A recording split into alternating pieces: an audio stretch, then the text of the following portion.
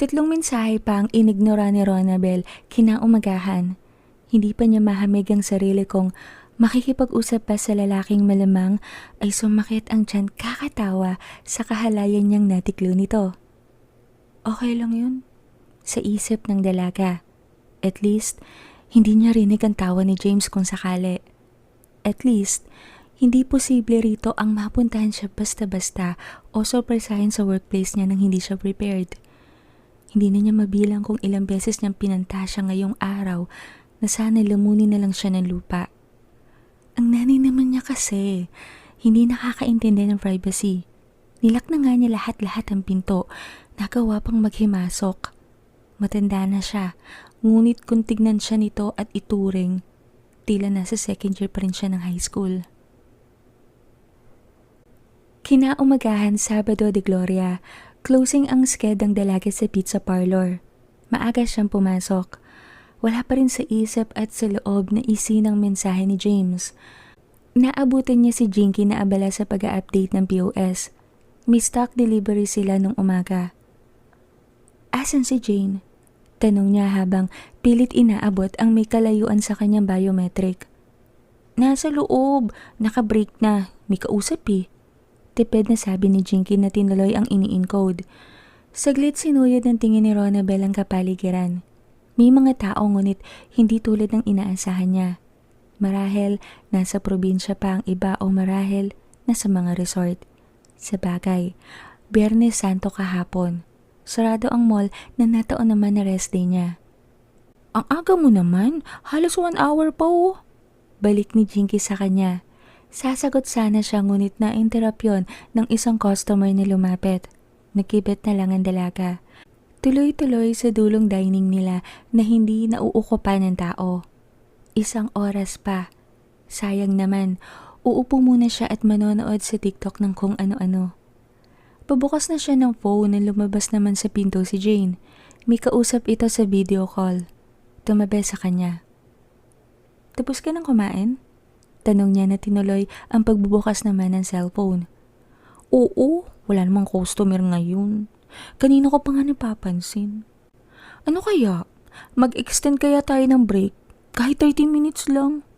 Kindat nito sa natawang dalaga. Ay, sorry Sir James. Charot lang yun. Balik naman ni Jane sa kausap nito sa phone. Tila nanigas ang leeg ni Ronabel.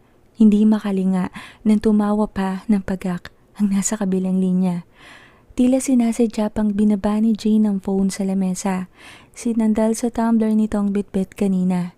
Napahilamos na lang ang pobre habang simpleng sinilip sa sulok ng mga mata. Ang lalaking sa kanya naman nakatingin mula sa screen. Hi, Belle. Anito, nakinangiwi naman niya ng lihim. Tumawag si Jinky mula sa counter. Si Jane ang hinahanap. Otomatikong tumayo ang head crew at iniwan ang cellphone sa lamesa. Patay na nga si Jesus. Nineded mo pa ako. Kunway seryosong tadyo ng lalaki mula sa screen. Pagak na tumawa si Ronabel, patay mali siyang kinuha sa bag ang sariling tumbler at uminom ng tubig. Oh, wala ka pa namang ginagawa. Nauuha ka na agad. Tudyo pa nito na kinasamid ng dalaga.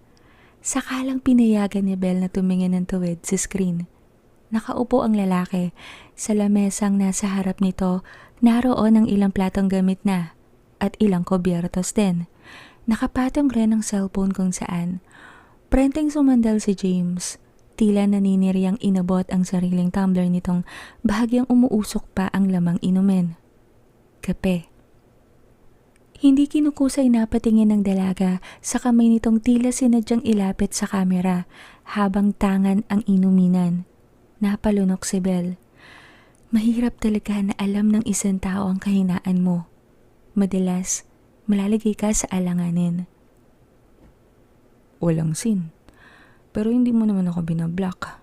So hindi ka pagalit. Tanong nito sa dalagang napapahid sa sentido bigla. Sumulyap ng mabilis ang dalaga kay Jane. Nakausap si Jinky di kalayuan. Bago sumagot. Hindi naman sa hindi ako galit. Hindi ko lang alam kasi yung sasabihin ko.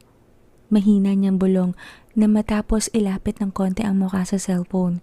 Kinakunot iyon ng lalaki. Bakit ka bumubulong? Tanong nito. Nag-aalalang napatingin si Belle muli sa head crew nilang may pinipirmahan naman na kung ano sa binigay na papel ni Jinky bago binalik ang mata sa lalaking matiim sa kanyang tumitig. Ayoko malaman nila na may ano tayo. Alanganin na balik muli ng dalaga. Ano naman ngayon? Single ka and so am I. Nakaguhit ang irita sa noong sabi ng lalaki. Muling napalunok si Belle. Hindi niya gusto ang ganitong pakiramdam, yung parang nako-corner at wala siyang maisagot na maayos. Hindi sa ano pa man. Ayaw niya lang talaga muna kasing i-announce sa mundong susulong muli siya sa relasyon kasi hindi pa naman talaga. Okay pa naman siya, na siya lang. Self-love, and it's the best so far. Hindi niya lang talaga maitatangging malaki ang kontribusyon ng lalaking nasa screen sa sunod-sunod na orgasm niya nung nakaraan.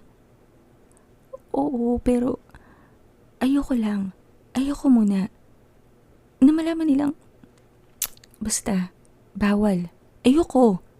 Nagagarel at mabilis na sabi ng dalaga na makitang papalapit na sa kanya ang katrabaho. Ay sorry sir, iniwan mo na kita. Balik kausap naman ni Jane sa binatang bagamat nagdilim ang anyo saglit, nahamik naman ang sarili ng salubungin ng tingin ng kausap. Sorry Jane. Naistorbo ko, break mo. Bounce na ako. Ingat ka dyan. Belle. Anito na kinatango naman ng dalaga. Sige Sir James, ingat ka din dyan. Thank you sa pangangamusta at sa... Kindat nito na kinatawa ng mahinhin ng lalaki sa kabilang linya. Hindi maiwasang mapakagat labi ni Ronabel. May iba talaga sa boses ni James, lalo sa tawa nitong kahit pagak na nga minsan, lakas naman makamisteryoso. Bago pa mag-end ang call, nahagip pa ng mata ni Belle ang may laman nitong pagsulyap sa kanya mula sa screen. May kung ano sa loob niyang kumabog at the same time kinilig sa inaktong yon ng lalaki. Iba din yung closeness niya ni Sir James, no? Umpisa niya sa katabing tila hindi naman ata napansin ang small exchange na nangyari sa pagitan nilang tatlo kanina. Saglit tumipa ng kung ano ang kausap bago sumagot. Oo, at saka ano? May tiwala kasi sa akin yun as in, sapat para pautangin ako ng paulit-ulit. Anito na kinatango-tango ni Belle. Ayaw niya sanang usisain pa kung bakit magkausap ang dalawa, ngunit si Jane mismo ang nakwento. Hindi naman kasi daw close na close sila, ngunit hindi rin naman daw madamot si James sa pera. Ang gusto lang nito, may word of honor. Tutuparin ang pangakong binitawan sa kanya at hindi bibigo sa usapan o kasunduan. Kasi birthday ng baby ko sa July 18. Malayo pa pero may binabayaran kasi kong loan kaya lahat ng sasahurin ko till August nabaglaanan ko na. Nagbabaka sakali nga ako sa kanya na baka makahiram sa July. Umuo naman siya. Sakto nga kanina iniisip ko na talaga na kontakin siya bago pa yun. Bigla-bigla naman na nag-chat. May pinakisuyo sa akin. Maglakas loob na rin ako na umutang. Natatawang paliwanag nito sa dalaga. Hindi na siya nagtanong o umusisa pa. Naputol din naman ang usapan nila sapagkat tumawag ang anak ni Jane na agad kinausap naman ng huli. Napasandal si Belle. Ilang mahihinang buntong hininga ang ginawa niya bago sinilip ang messenger kung saan sunod-sunod na naman ang bagong mensahe ang dumating. Galing kay James. Nagtatanong ito kung bakit. Sinabi niyang hindi niya lang talaga siya komportableng alam ng mga kasama niya sa trabaho. Dinagdag pa niya ang dahilan na may gusto nga si Jinky sa lalaki. Ayaw niya nang talaga magkailangan sila kung sakali. At saka isa pa, hindi naman to seryoso. Init lang ng katawan to. Libog. Huling palipad niya na mensahe na tuluyang nagpatigil sa lalaki sa pagtatype ng masin ng chat niya. Isang thumbs down ang binigay nito. James, paina ako ah. Ingat ka dyan. Huling palipad niya ng mensahe na nareplyan naman nito ng thumbs up. Nagchat ulit siya ng smiling ngunit hindi na bumaba pa ang munting DP nito na nagsasabing nagsinang lalaki. Bahagyang napaisip si Belle. May nasabi ba akong mali? Ba't parang na-offend ko siya? Tanong ng dalaga sa sarili. Kung babalikan nga naman kasi, wala naman talaga silang napag-usapan na kung ano sa pagitan nila. Lahat ng sandali at palitan nila ng salita, lahat yon puro sa trabaho at sa mga katrabaho lang nila. May personal na buhay minsan, oo, ngunit hindi masasabing tumatalakay sa kung anong dapat niyang ikaisip ng iba. Ni hindi naman ito nag-uumpisa ng paksang masasabi niyang naliligaw ito o dumidika. Kaya siguro tingin niya, wala namang masama sa sinabi niyang hindi siya seryoso sa kung anumang meron sila ngayon dahil alam nga niya sa sarili, nainit lang yon ng katawan.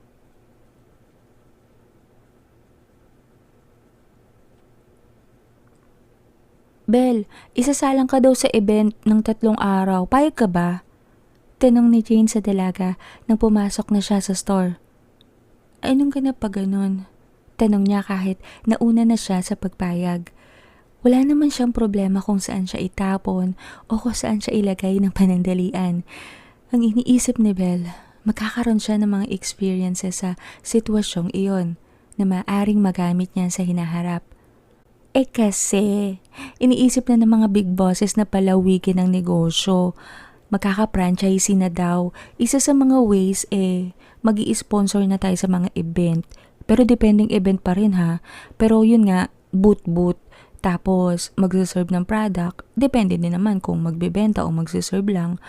Ang kagandahan dun, maaga kang makakauwi pag natapos din naman agad yung event. Tsaka open OT naman kung sakali. Libre pa lahat. Transpo back and forth. Paliwanag ni Jane na kinatango-tango ng dalaga. Tila hinipan ng hangin. Ang 3 customer ay naging 5 at nagkaroon pa ng 2 nagdag hanggang sa nagkapila na. Naging abala na ang 3 sa pagtatrabaho.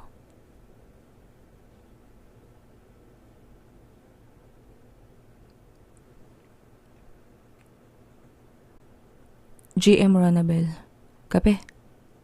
Bungad ni James sa messenger isang umaga. Napasulyap ang dalaga sa orasan. 6:00 pa lang. Natutulog ka ba talaga, Sir James? BM niya habang dinadampot ang bag. Papalabas na siya ng bahay nang mag-reply ito. Rusty ko ngayon. Tipid nitong sagot. Tipid niyang reply naman. Bakit maaga ka nga palang nagising? Tanong nito na nareplyan naman ni Ronabel. Pa-event ako ngayon, sir 3 days. Aniya. First day mo sa event, diba? Nako, yanda mo sarili mo. Gugulong ka niyan. Anito na hindi na nagawang replyan pa ng dalaga. Paani dumating na ang move it na binook niya. Mother Ignacia Avenue, Diliman, Quezon City. Pagkababa na dalaga sa motor, kinawaya na siya ni Maylene. Head crew niya noon at siyang nag-train sa kanya ng ilang araw din sa unang store na pinasukan niya. Nakatayo ito sa tapat ng isang puting utility van. Ang logo ng pizza parlor nila nakasulat sa katawan ng sasakyan. Madami daw artista ngayon, taping ang event natin. Salubong sa kanya ng trainer. Tumango-tango ang dalaga. Nagpasilay ng kunwaring na-excite ng ngiti sa labi. Mas interesado si Ronabel sa gagawin nila at kung paano ito imamaniobra na maayos. Dahil ang advice ng pinaka-head, hindi lang daw ito ang event na gagawin ngayong linggo. Short sila sa tao at natanguan na ng mga head ang mga events na naka-line up. Hindi na makaka-address pa. Kaya dapat malaman niya ang gagawin ngayong araw dahil posible raw siyang iwan ng trainer. Lalo kung magkakasabay-sabay ang mga event date. Nagtanong siya kung double pay ba to. Awa naman ng Diyos, isang mabilis na oo ang sagot ng management. Don't worry. Malapit ng pakawalan ng 5 tinitrain nila Janice. Baka isang event na lang o 2 lang ang single mong imaniobra. Hindi naman tayo magtitinda Pretties lang talaga. Kindat ni Maylene sa ngumiting dalaga. Pumasok ang sasakyan nila sa gate ng malaking studio network.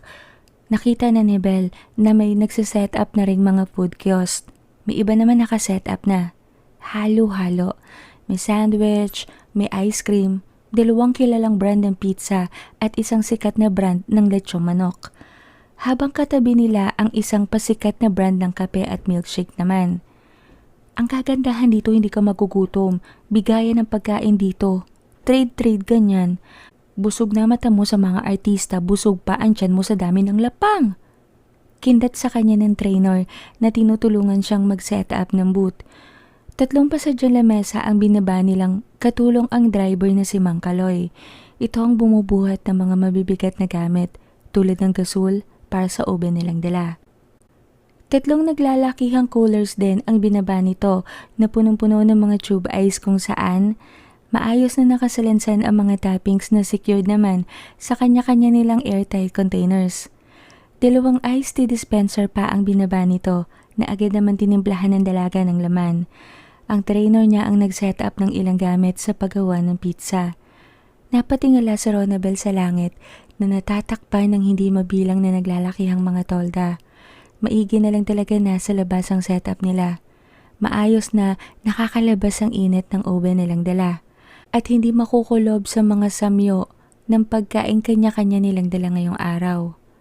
Lalabas yung mga logo natin sa closing credit ng show na ini-sponsora natin. Minsan naman pag pil nilang magpaka-generous, iikot saglit yung camera. Kumaway ka ha, at keming alok-alok ng hawak mo yung pizza ganyan. Magpakyut ka na rin. Malay mo naman madiscover tayo. Tudyo sa kanya ng trainer na kinailing tawa ng dalaga. Pwede bang mag-face mask? Tanong niya sa trainer na nag-a-apply ng lipstick sa labi. Bakit? Napakamot sa batok si Ronabel. Syempre baka maselan yung ibang tao dito. Dapat nga naka-speed card tayo, di ba? Protocol yun, ma'am. Wala lang akong dalang speed card. Mask lang, ma'am. Kunway sabi niya sa nakangusong kasama. Bakit gumagamit pa kayo ng speed card sa store? Tanong nito. Mask, ma'am. Madalas kaming magmask. Yung speed card kasi parang hassle. At least kapag nakamask talagang covered na covered yung bunganga. Napalinga ang trainer niya sa paligid ng 2 sikat na pizza brand nilang kasama, naka-speed card at ilan nga naka-face mask din. Ngunit karamihan wala naman talaga. O siya, sige, magmask na lang tayo. Huwag tayong magpapahuli sa mga rival natin. Sang-ayon na lang ni Maylene sa tumangong dalaga. Dadagdagan ko na lang yung eyeshadow ko para tantalizing ay isang atake. Hirit pa rin ni Maylene maya-maya.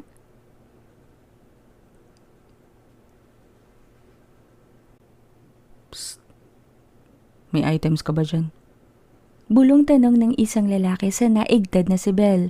Kasalukuyang abala siya sa pag-iikot ng pizza sa oven. Nang pasimpleng dukwangin siya ng kapitbahay na booth. Kuya naman, mapapasok ako sa approach mo eh. Natatawang sabi ng dalaga sa napakamot naman na ulong lalaki. Ikaw ba may items ka ba dyan? Balik tanong naman niya sa tumawa ng kapitbahay. Meron syempre. Solid to. Nagtatai ka. Ganti naman ito sabay abot ng 2 malalaking size ng milkshake. Natatawang inabot naman yun ni Ronabel. Kanina pa kasi ito sumasenya sa kanya mula sa booth nito. Nung una hindi niya nagigets, kaya tinanong niya si Maylene. Natatawang sumagot naman ng trainer niya. Iyon na daw ang sinasabing trading of products. Nilalagyan lang ng konting arte para kunwari, forbidden ang atake kahit hindi naman talaga.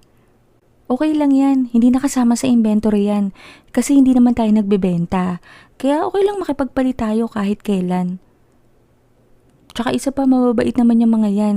Alam mo yung iba dyan makikilala mo na kasi kasama ko rin sila nung nakaraang event. Magiging katropa mo na. Ani Maylene pa na simpleng dumikit kay Belle at palihim kunwari na inabot ang medium size na pizza sa lalaking namilog ang mata.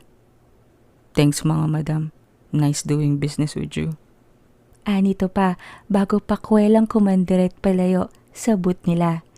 May pailan-ilan pang production crew ang lumalapit sa kanila ngunit may oras ang pamimigay nila ng pagkain. Kailangan sabay-sabay, 2 oras na walang tigil. Cover nila ang lunchtime na 12 to 2. Tapos titigil ulit at magre-resume ng 4 to 5. Kaya ang galaw dapat mabilisan.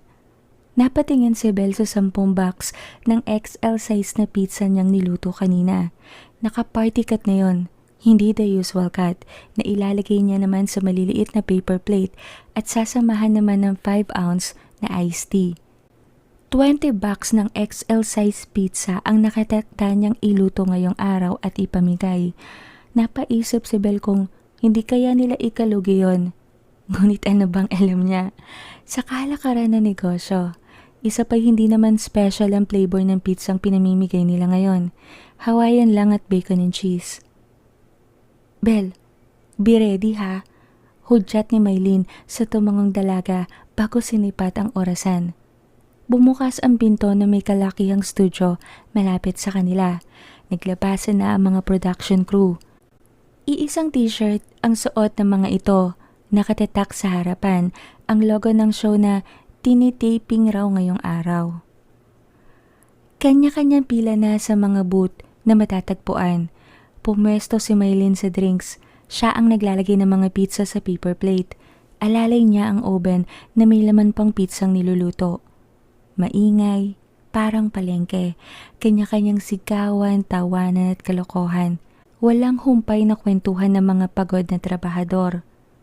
Sir, 1 plate lang per person. Sorry na po. Hi sir, good day po. Try niyo po yung Heaven Slice Pizza. Drinks po sir? Thank you po sir. Sunod-sunod na sabi ni Maylene na siyang frontliner nila sa booth. Nakikinig naman at nag-oobserbo muna si Belle. Saglit lang, nagpalit sila ng pwesto. Ito naman ang nagluluto at siya naman ang nagdidistribute ng mga pagkain. Pinaikot na ni Belle ang industrial pa nilang dala. Uminit na ang paligid na ipagpasalamat ng dalagang naglagay siya ng towel sa likod ng chef jacket niyang suot. Ikot doon at rest dito, kuha dito, kuha niyan. Refill ng iced tea, tapon ng box na walang laman, kuha ng box na may laman, kuha ng box sa lagayan, slice ng pizza, lagay sa paper plate. Gustuhin man ni Belle na sikmatin ang tumbler niyang dala para uminom ng kahit konding tubig. Hindi niya magawa.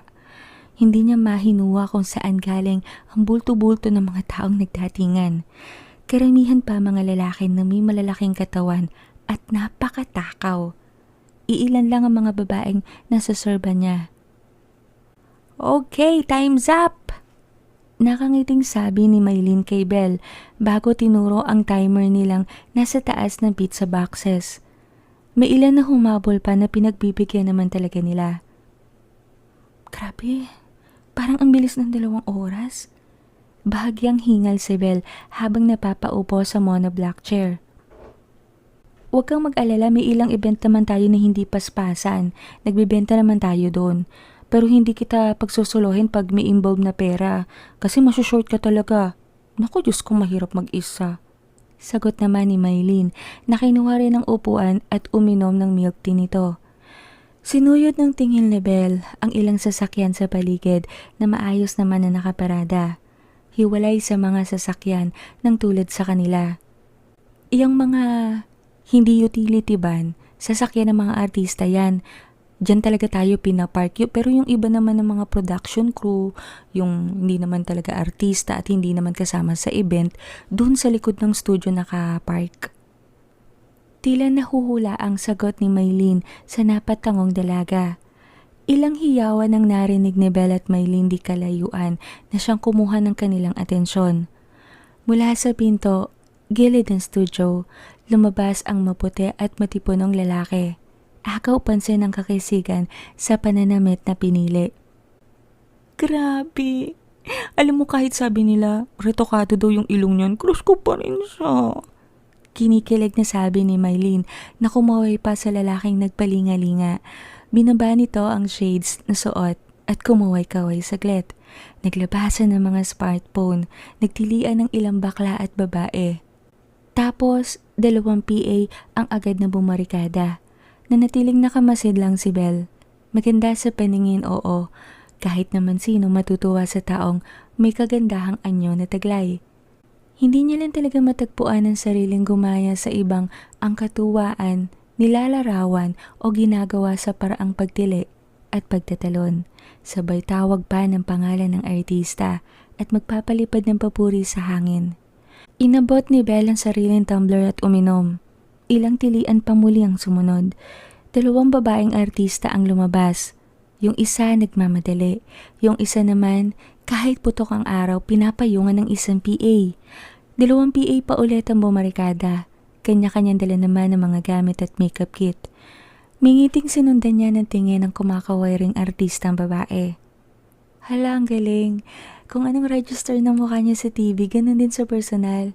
Maganda talaga siya. Humahangang komento ni Belle. Sabay tingin sa trainer niyang nagla-live na sa FB. Oo nga, ang ganda niya no. Tapos napaka-slim, sana all talaga. Ganting sabi naman ni Maylene sa talagang tahimik na nanonood sa ilang artista pang lumabas ng studio. Halos hindi na niya namalayang nakauwi na pala siya. Maigi na lang, malapit ang babae niya sa dadaanang ruta naman ng sasakyan nilang dala. Mula sa drop-off niya, nag-book si Belle ng motor taxi.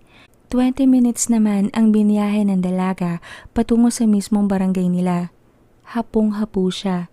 Dumating na nga sa point na naisandig niya ang noo sa likod ng driver. Na maingat naman siyang tinapik sa braso sabay paalala na baka raw siya bumuway. Maigi na lang, may sandalang box sa likod niya. Kinurot ni Belle ang pisngi upang hindi tuluyang maagaw ng antok. Saktong 7:00, nakatapak na siya sa bahay nila. Oh, mabuti naman at nakauwi ka. Sabay-sabay tayong Hindi na natapos ng nanay ni Belle ang sinasabi sa dalaga. Nakakarating pa lang. Paano'y pabagsak itong umupo sa malambot na kama. Pumikit. Lumapit naman ang kapatid nitong maingat na kinuha sa balikat ng dalaga ang bag. Binuksan, nilabas ang baonan ng kanin na wala ng laman. Kubyertos at medium box ng pizzang busog sa laman na nakatali pa ng pulang ribbon. Tirang mga pizza galing sa events, saka nilagay sa lamesa. Doon lang dumilat si Belle. Yung tumbler ko punong-puno ng creme brulee yun. Halos pabulong nitong sabi sa kapatid na namilog naman ng mata. Zagu? Tanong nito na kinatango-tango ng dalaga sabay abot na may kalakihan tumbler sa kapatid. Pakihugasan na lang ah. Isabay mo na yung maliit na tumbler ko, yung ginagamit ko sa pagkakape. Aning dalaga pa, bago tumayo. Simpleng nag-abot ng nakatuping perang papel sa napangising kapatid. Ate, sasabi ko na uniform mo. Anito pa, bago humarap si Ronabel sa nanay niyang tila napamaang. Nagmano. Nay, hindi na po ako kakain. Pagod na po ako. Busog na rin naman po ako eh. Binilan ko po kayo ng siopaw nakahalo dun sa pizza. Love you, Nay. Matamlay na paalam nito bago susuray-suray na tinungo ang sariling silid. Nagahalo ang habag at nismaya sa mukha ng ginang habang pinapanood na sumara naman ang pinto ng panganay na anak. Nanaig ang habag, sumusukong tinuon nito ang atensyon sa bunsong inuubo-ubo na sa pag-inom ng shake. Sige, inumin mo lahat yan. Nang bukas, hindi na naman mahumpay ang lalamunan mo sa pagkahol mo. Punyemas ka. Kakagaling mo lang sa ubo. Nagpapabili ka pa niya sa ate mo.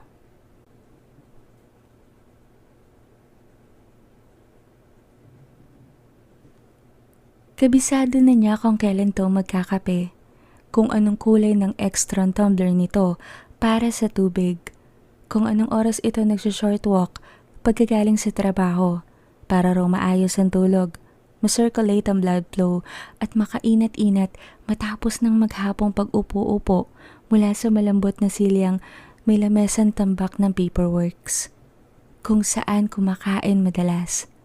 At minsan, kapag sinuswerte si Ronabel, nagpapadala ng close-up selfie ang lalaking kung maaaring ipagkait sa mundo ang muka ay kakawin nito. Si James ang tipo ng lalaking hindi masasabing gwapong-gwapo sa sarili kahit may dating naman talaga. O marahil nasanay lang talaga siya na karamihan sa mga may itsurang lalaking kilala niya, sanay ibalandra ang mukha sa social media. Si James, elusive, misteryoso at parang ang sarap-sarap kandungan. Dinner na, Bel. Palipad mensahe ng lalaki kay Ronabel. Nag-send ito ng larawan ng pagkain kinukonsumo. Nag-heart react si Bel. Maya na, Sir James. Sagot niya habang sinisipatan daan pa uwi. Kani-kanina lang magkausap sila. Nasisingit sa dami ng trabaho. Inspirado siya. Hindi niya yun matatanggi. Si James ang dahilan kung bakit kahit tambak ang order niya sa production, pila ang mga tao sa events at hindi maintindihan ang schedule niya kung saan-saan, nagagawa niya pa rin ngumiti. Hindi niya masasabing may pagtingin siya sa lalaki ngunit siguro iyon na nga yun. Hindi niya lang talaga kaya pang bigyan ng konkretong paglalarawan kung gaano ka-intense o gaano kalalim. Ang alam lang niya, kapag binubulungan siya ni James, nakakarating siya kung saan.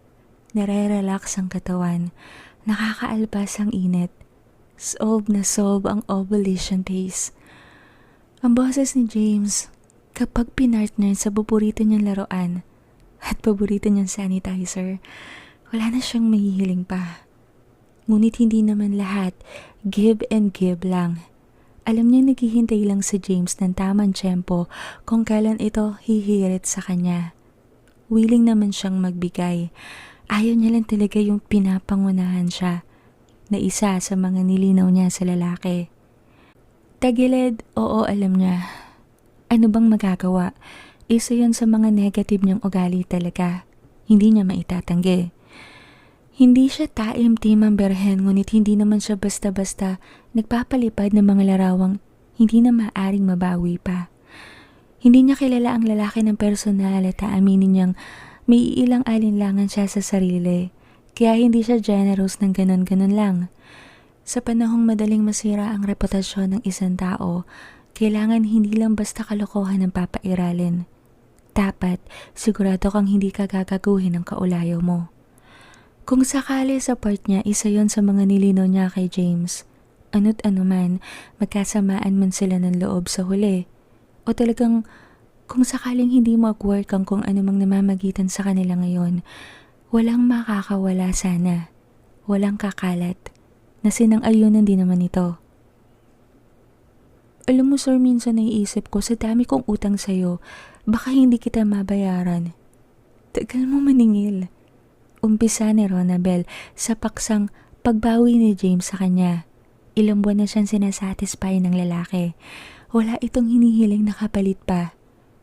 Kapag hiningi niya ang larawan ng kamay nitong isa sa mga fetish niya, sent agad. Kapag hiniling niya na mag-BM ito na binabanggit ang pangalan niya, bigay agad. Maghapong landian, tanungan ng mga what-ifs, palitan ng mahaharot na digahan, brainstorming ng mga roleplay na iniisip sa hinaharap. Natatalakay at napag-uusapan, kapareha ang hindi na mabilang na sachet ng kape. Hindi naman kita ilulubog sa utang pero sige, hindi kita papahirapang magbayad. May lamang sabi nito na kinailing ni Ronabel. Alam mo sana pera na lang yung utang ko sa'yo, parang mas makakabayad ako kung pera. Kasi kinakabahan talaga ako na baka mag-request ka isang araw na gusto mo nakabalintawak ako habang nagtitinikling, aba mahirap yun. Biro niya sa tumawang lalaki. Anong height mo ulit? Wala sa paksang tanong nito. Ayaw niyang umalis sa paksa dahil parang nililigaw siya ng lalaki na hindi niya maintindihan. Umiiwas, hindi niya pa mapagkuro kung bakit. Binaba ni Belang dila at mabilisang nag-BM. Ano sir? 5 feet without heels. Tapos 3 feet. Pag tinawag mo kang good girl. Malanding tukso niya sa lalaking nag-lap react. Hindi mo talaga dumiga, Bel. Palipad nito ng sagot. Eto naman, hindi ka na nasanay sa akin. So gusto mo? Tanong niya. Nag-reply naman si James. Nang kape pa? Natawa si Ronabel bago sumagot. Na maging good girl ako. Tukso pa niya. Natawa ang dalaga na mag-register sa screen ang pagtawag ng lalaki. Hindi niya sinagot. Ang sarap-sarap lang talagang taksahin ni James. At gustong-gusto niya ang larong to. Saglit siyang napasulyap sa nanay niya, nakatutok naman sa TV. Kinuha niya ang kamay nito at nagmano bago sumulyap sa kapatid na abala naman sa binabasang libro. Initsa niya ang supot ng popcorn sa kapatid na maagap naman itong nasalo bago tumingin sa inang hindi mawalay ang mata sa pinapanood na action soap tuwing gabi. Bahay na ako. Pahinga lang ako saglit. Usap tayo mamaya kapag hindi ka patulog. Palipad niya ng mensahe, ngunit nauna na itong mag-reply kanina. Paano ba natin ikakasa kasi? Ano bang sked mo? Nang malaman ko kung kailan ako pwedeng maningil. Tanong nito pagkuhan. Nag-reply si Ronabel. Hindi ko pa alam kay Jane eh. Alam mo naman siya ang gumagawa ng sked namin, diba? Alam mo, naiinip na nga akong mag-rest day. Nakakapagod ang event. Wala na akong panahon sa sarili ko. Sagot ng dalaga. Lumagpas na ang 2 linggo, wala siyang day off. Sunod-sunod ang event niya. Ang mga kasama niya sa trabaho, na bagong hire, hindi pa niya maiwan. Sakto pang nag-leave ng 1 linggo ang trainer niya. Kaya si Ronabel ang nagmamaniobra ng events ngayon. Sasabayan kitang mag-rest day. Harangan mo yung pinto mo para hindi makapasok si mama. Sagot nito na kinailing ni Ronabel. Mama ko. Pagtitama niya. Mama mo. Sagot naman ng lalaki. Tuluyan siyang nakapasok sa silid nang maisipang mag-reply. Okay, sige sir. Okay lang bang ibang account ang gamitin natin? Baka kasi marang send tayo sa sobrang excitement pag nagkataon. Nakakahiya naman yun. Natatawang suggestion niya. Yun din ang iniisip ko eh. May ibang app ka ba na hindi mo pa natatry? Para fresh yung account natin. Nag-isip sandali si Belle. Mas gamay ko yung messenger eh. Gawa na lang tayo ng ibang account na pang session. Tangina, natatawa ko sa term. Session! Natawa rin ang kausap nito. Sige. Simpleng magtatanong ako kay Jane kung kailan ang rest day mo. Once na nakabalik na sa leave yung trainer mo.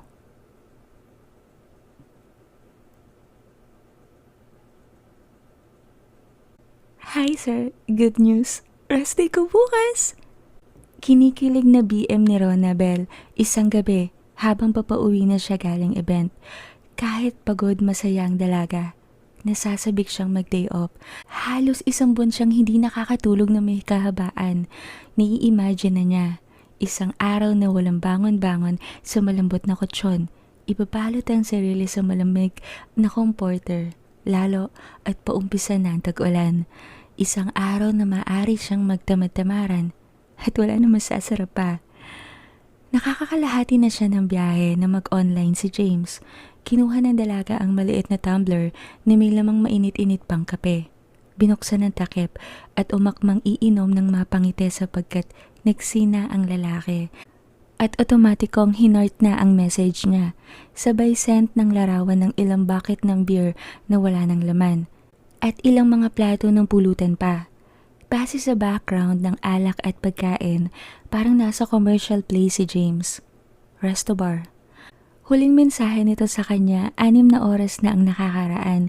Sinabing maaga raw mag-out sa kumpanya at may pupuntahan kasama ang ilang piling kaibigan sa trabaho. Maliban niya mag-iinom ang lalaki. Bastusin mo nga ako, Bel. Muntik nang maibuga ng dalaga ang iniinom na kape nang mabasa ang reply ng lalaki. Hindi niya ito inaasahan.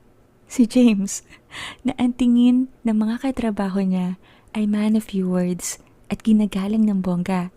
Si James, na kahit harutin niya at tikahan ng sangkatutak na berding jokes, tatawa lang at simpleng magkokomento pero hindi below the belt ang mga ganti.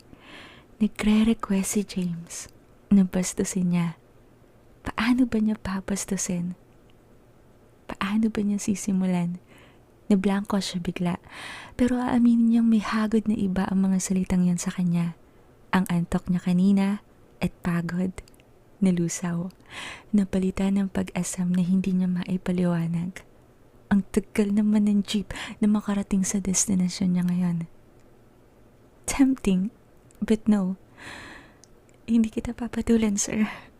Sagot niya, bago sinuyod ng tingin ang kabuuan ng modernized jeep na sinasakyan niya. Nakakaramdam siya ng pagkainip, pagkailang, at self-conscious sa sarili. Wrong timing naman ng lalaking to na humiling. Mukhang mapapatinikling siya habang suot ang balintawak ng lola niya ngayong gabi.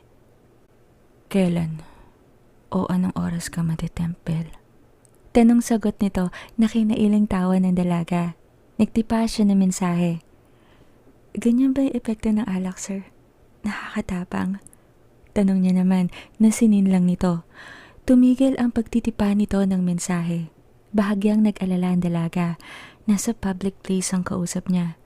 May katabi ito o siguradong may kausap na baka masulyapan ng hindi sadya ang phone nito kung sakaling kakagatin niya ang pakikipag-usap ng mahalay na paksa. Game na game pa naman siya ngayong gabi.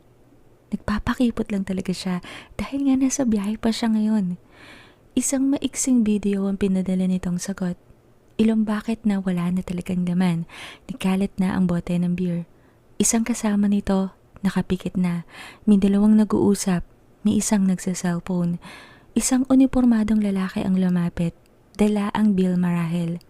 Voice message na ni James ang sumunod. Pauwi na kami. Lasing na ako pero kaya ko naman. Usap pa rin tayo. Anito na kinakagat ni Belle ng labi saglit. Bakit ang tagal-tagal ng biyahe niyo naman kasi? Nagtipa siya ng sagot. Uy, drunk James. Gusto ko yan. Tukso niya. Nag-send ng smiley ang lalaki, ngunit hindi na muling nasundan. Matyaga siyang nag-antay. Panay silip sa labas ng jeep. Nakikita niyang nagtatyping ang kabilang linya maya-maya ngunit wala namang mensahe na dumarating. Naiinip siya na hindi mawari. Bakit pa kasi kailangan pampiliin ng mga salita? Halos liparin na ni Belle ang daan patungo sa kanila na makababa siya ng jeep. Naipagpasalamat niyang tulog na ang nanay niya. Abala naman ang kapatid niya sa cellphone nito nang dumating siya. Tuloy-tuloy siya sa kusina. Kumuha ng tubig na may inom. Napalingon sa kapatid nang magtanong kung gusto niya bang kumain sapagkat hahainan raw siya nito. Sinabi niyang hindi na. Busog naman na siya. Binuksan niya ang pinto ng kwarto, hinagi sa kama ang bag at kumuha ng masusuot na duster at bagong panty. Tinungo ang banyo upang magpalit ng damit at saglit maghilamos. Maghapat na rin. Amoy pepperoni at mozzarella siya gawa ng maghapong paggiling sa production. Nang makabalik sa silid, wala pa ring mensahe pabalik ang lalaki. Inakala ng dalaga na baka nakatulog na ito sa kalasingan. Isang miss call ang ginawa niya para lang makasigurado kung may mali pa ito. Bago siya tuluyang magpasyang matulog na. Sabi ni James, malapit lang ang bar na pinuntahan nila. Walking distance lang sa apartment na tinutuluyan nito. Walang scene. Pinatay na ng dalaga ang ilaw. Humanda na sa pagpikit ng isang mensahe ang dumating. Ano ba yan tawag? Tanong nito, nakinangiti niya. Oo, maiksi niyang sagot. Baka bastos kasi masabi ko magalit ka kaya nga ikaw muna yung pinapauna ko. Bastusin mo na ako, Belle. Ulit nito sa hiling kanina. Ganon. Wala lang, gusto lang kita marinig na lasing. Reply niya. Nagtipa ang kabilang linya. Inunahan niya. Paanong bastos ba na baka masabi mo? Bakit? Mumurahin mo ba ako, James?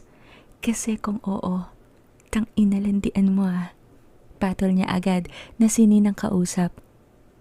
Paano ba lalandiin yung mura? Tanong nito sa kanya na akmang sasagutin niya ngunit ito naman ay nag-reply agad. Sarap mo. Tang ina ka. BM nito na kinatawa ng may kalakasan ng dalaga. Hindi ka sure? BM niya pabalik. Hindi pa naman kasi kita natitikman Kaya hindi pa ako sure. Pero masarap pakinggan yung boses mo. And I must admit, nakaka-turn on at nakaka-flattered yung idea na pinagnanasaan mo ako. Oh, shit, Belle. Ngalay ko na. BM nito pabalik. Napakagatlabi si Belle. Halo-halong damdamin na ang lumulukob sa kanya. Sinikmat ng paa niya ang isang unan. Inipit sa pagitan ng mga hita. Nag-umpisa na siyang mag-init. Belle, BM nito pabalik. Nasa apartment ka na ba? Yung kasama mo? Tanong niya. Nasa room na. Yung kasama ko sa salas na bumagsak. Nakaabot pa naman ako sa kwarto kaya okay naman. Hindi ko lang talaga kaya mag-type na. Naduduling na ako, Belle. Anito naman. James, nakalak na ba yung pinto? Tanong ni Belle naman. Ang layo naman ang sagot mo sa tanong ko eh. Ayaw mo ba? Tanong ni James. Humigpit ang pagkakaipit ng mga hita sa unan. Isang mahinang buntong hininga ang pinakawalan ni Belle pagkuhan. Sinabi ko bang ayaw ko? Humihingal niyang sagot pabalik. Mag-uubad na ba ako? Paano ba to gawin? Halo ang frustration at panlalata sa boses ng lalaki na halos ikasugat na ng labi ni Belle sa tindi ng pagkakakagat niya habang ninanamnam ang boses nitong isa sa mga ginusto niya talaga kay James. Ang totoo, hindi ko rin alam. Pero pwede naman nating matutunan, di ba? Pakonti-konti. Sagot niya matapos magkumot at isilid ang isang malayang palad sa pagitan ng mga hita. Hirap pala magubad na may amats. Pero mas mahirap atang makipag-sex sa messenger, Belle. Sagot ng lalaki ulit na kinatawa ng dalaga sa pagitan ng ginagawang pagpapala na sa sarili. Belle, muling BM ni James sa dalagang saglit na nawala na sa realidad. James, isipin mo na lang yung motto ng video. We find ways